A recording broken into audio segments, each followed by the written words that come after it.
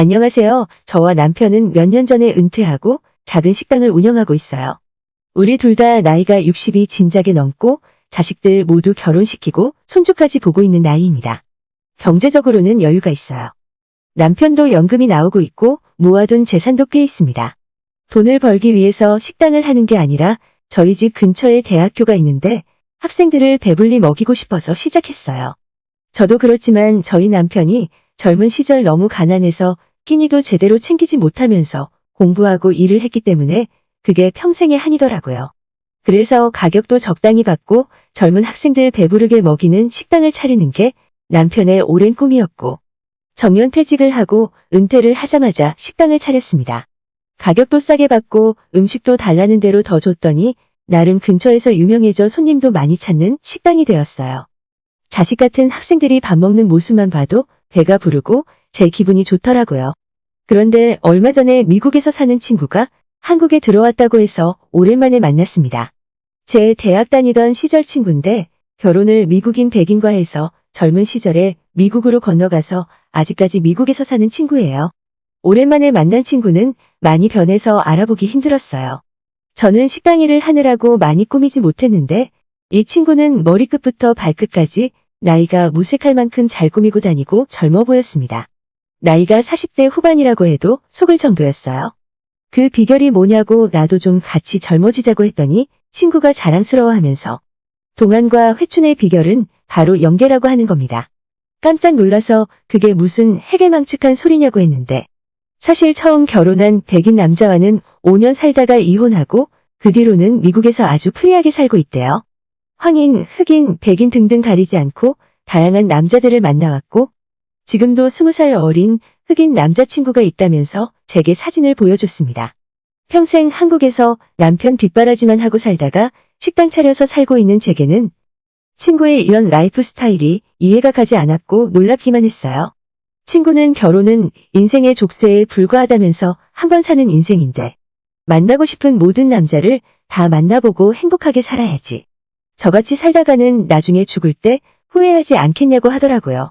주변 사람 시선 의식하지 말고 20살 차이가 나는 연하의 남자건 흑인이건 백인이건 마음 가는 사람 있으면 지금이라도 늦지 않았으니 연애를 시작해보래요. 제가 무슨 이 나이에 남자친구를 새로 만들겠냐고 손사래를 치고 거절했어요.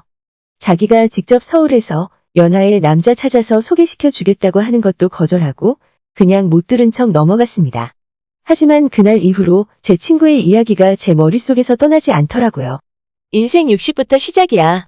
남자들도 우리같이 경험 많은 올드한 여자에게 환상이 있어서 너가 마음만 먹으면 언제든지 쉽게 만날 수 있어. 자랑은 아니지만 제가 20대 중반에 다른 남자와 연애도 거의 못 해보고 지금의 남편을 만나서 평생 남편만 바라보고 살았어요. 그래서 다른 남자가 어떤지도 모르고 관심도 없었습니다.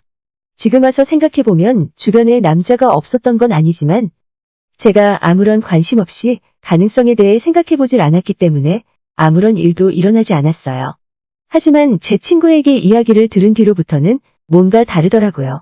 집에 오는 택배기사조차도 남자로 보이기 시작하고 평소에 제가 마주치는 모든 주변 사람들이 다들 남자로 보였어요. 제가 말만 걸고 먼저 다가간다면 한번 연애를 해볼 수 있지 않을까 생각하다가도 금방 스스로 미쳤다고 머리를 가로저으며 잡생각을 떨치기 위해 다시 식당 일에 집중했습니다. 우리 식당에는 매일같이 오는 단골 손님이 하나 있습니다. 이 근방에 사는 청년인데 고시 공부라도 하는 건지 매일 똑같은 옷을 입고 정해진 시간에 와서 항상 같은 음식을 시켜 먹어요. 된장찌개 백반이 5,000원인데 식당에서 가장 싼 메뉴입니다. 가끔은 고기도 먹고 생선구이도 먹었으면 하는데 항상 그것만 먹는 게 마음이 쓰여서 어떨 때는 서비스로 계란 후라이도 했어주고 고기도 조금 구워서 가져다 주던 총각이에요. 얼마 전 비가 엄청 오는 날이었어요. 비가 오니 손님도 없었고 저녁 장사도 일찌감치 끊기더라고요. 남편은 친구와 막걸리나 마시러 간다면서 저보고 일찍 마감하고 들어가라 해놓고 먼저 나갔습니다. 저 혼자 가게에 덩그러니 앉아서 TV로 드라마를 보고 있었어요. 드라마만 보고 9시에 문 닫고 들어가야겠다 생각하고 있었는데 가게 문이 열리면서 그 총각이 들어왔습니다. 항상 시키는 대로 된장찌개 하나를 주문하고 구석에 앉더라고요. 저는 그 총각에게 마음이 쓰이기도 했고 전에 친구가 했던 말도 갑자기 떠올라서 총각에게 총각 오늘 바빠? 안 바쁘면 아줌마랑 삼겹살 먹을래? 아줌마가 삼겹살이랑 소주 쏠게. 라고 말해놓고 대답도 듣지 않고 삼겹살과 소주를 들고 왔습니다. 갑작스런 호의에 총각은 놀라는 눈치였지만 비도 오고 손님도 없는데 그냥 아줌마랑 이야기나 하면서 삼겹살 먹고 가라고 하고 고기를 굽기 시작했어요. 처음엔 당황하던 총각도 막상 눈앞에서 삼겹살이 익어가자 정신을 못 차리고 고기를 먹기 시작했습니다. 그 모습을 보니 이런 삼겹살이 뭐라고 제대로 먹지도 못하고 있었나 싶어서 불쌍한 마음이 들어서 고기도 원하는 대로 다 가져다 주었어요.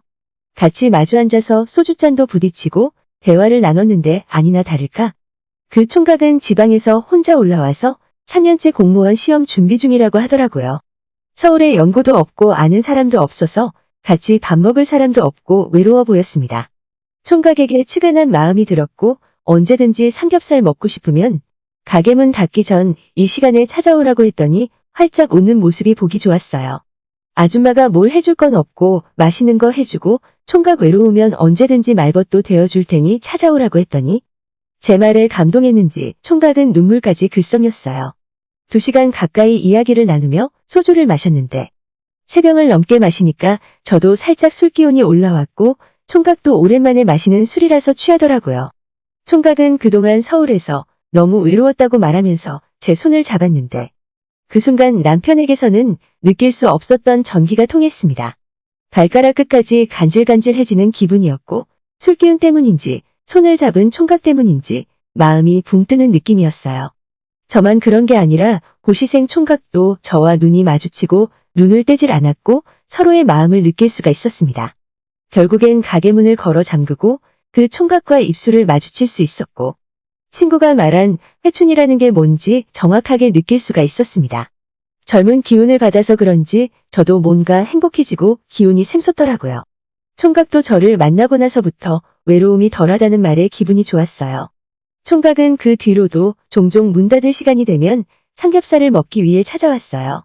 그럴 때마다 저는 미리 남편을 집에 먼저 들여보내고 총각과 함께 밥을 먹고 이야기를 하면서 행복한 시간을 보냅니다. 요즘은 저를 만나는 사람들마다 다들 보기 좋아졌다고 해요. 화장품 바꿨냐고 물어보기도 하고 예전보다 어려 보이고 좋아 보인다고 하는데 그 비결이 뭔지 묻는 질문에는 대답을 할 수가 없네요. 아무리 비싸고 좋은 화장품도 제 마음속 깊은 곳까지 행복하고 생기 있게 만들어주지 못하니까요. 그 총각도 예전보다 표정도 좋아지고 요즘엔 공부도 더 잘 된다고 해요. 이번에는 반드시 시험에 붙었으면 좋겠고 제가 힘이 되어주었으면 좋겠습니다. 제 이야기는 여기까지입니다. 끝까지 들어주셔서 감사드려요. 다들 행복하시고 좋은 하루 보내시길 바랍니다.